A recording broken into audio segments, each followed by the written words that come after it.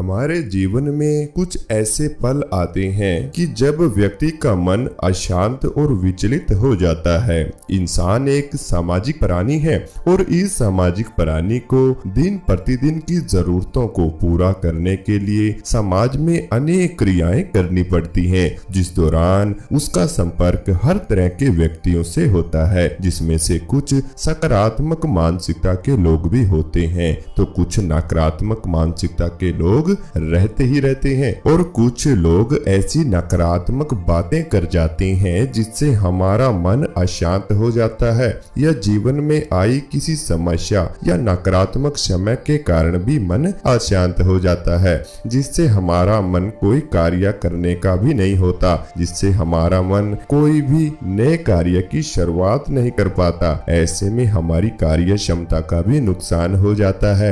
ऐसे में बहुत आवश्यक है कि आप अपने मन को शांत करें, क्योंकि जैसे हमें एक लकड़ी के टुकड़े को काटना है तो हमें जरूरत पड़ती है कि हम कुल्हाड़ी की धार को तेज रखें। ऐसे ही जब हमारा मन अशांत हो जाता है तो हमें आवश्यकता पड़ती है कि अब इसे शांत कैसे किया जाए। मैं आपको एक कहानी बताता हूँ। यह कहानी बहुत ही पुराने समय से लिखी हुई है। इसमें बताया गया है कि महात्मा बुद्ध ज्ञान प्राप्त करने के बाद गांव-गांव जाकर ज्ञान का प्रसार कर रहे थे। एक बार महात्मा बुद्ध किसी गांव में रुके हुए थे। उन्होंने अपने एक शिष्य को किसी तालाब से पानी लाने को कहा। जब शिष्य पानी लेने के लिए तालाब पर गया तो उसने देखा कि पानी मिट्टी से बहुत ही ज्यादा गंदा हो रखा था। पूरे तालाब के पानी में मिट्टी मिल रखी थी। तो शिष्य बिना पानी लिए महात्मा बुद्ध के पास चला जाता है और उन्हें पूर्ण विस्तार में यह विषय बता देता है। तो महात्मा बुद्ध शिष्य से तालाब के आसपास की स्थिति के बारे में पूछते हैं कि वहां पर क्या हो रहा है, तालाब के आसपास अब कौन सी अवस्था है, क्या वहां पर लोग हैं, क्या वहां पर कोई कार्य चल रहा है या फिर वहां पर सूखे या फिर हरे भरे पेड़ पौधे हैं। वह उसे पूरी अवस्था के बारे में पूछता है।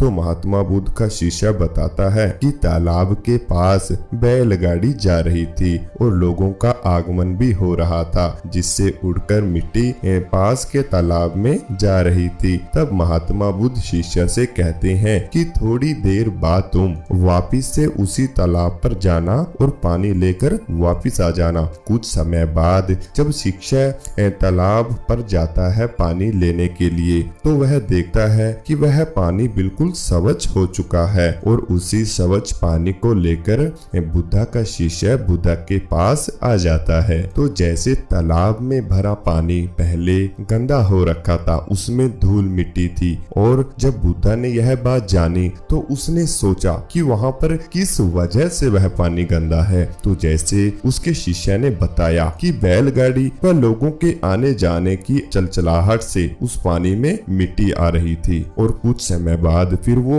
जब वहां से आना जाना बंद हो गया तो वैसे ही पानी साफ सुथरा दोबारा हो गया। तो इससे हमें सीख क्या मिलती है यह जान लेते हैं। यही स्थिति हमारे मन के साथ भी होती है। समाज में रहने के साथ अनेक विचारों या अनेक परिस्थितियों से हमें गुजरना पड़ता है, जिससे अनेक बार हमारा मन भी अशांत हो जाता है। क्रोध, कष्ट आदि के कारण हमारे मन की स्थिति भी उस तालाब के पानी के समान ही मैली हो जाती है, जिससे हमें शांति नहीं मिल पाती। महात्मा बुद्ध के अनुसार जिस प्रकार पानी गंदा होने पर हमें कुछ समय के लिए तालाब से दूर हटकर इंतजार करते हैं, उसी प्रकार ऐसी स्थिति में भी कुछ समय के लिए हमें अपने मन से दूर हट जाना चाहिए और ऐसी स्थिति में हमें किसी शांत जगह पर जाकर ध्यान की मुद्रा में बैठकर अपनी सांसों पर ध्यान लगाना चाहिए। हमारी सांसें हमारी मानसिक स्थिति के अनुसार ही परिवर्तित होती रहती हैं। जब हमें कोई भय होता है तो सांसों की गति भी अलग होती है,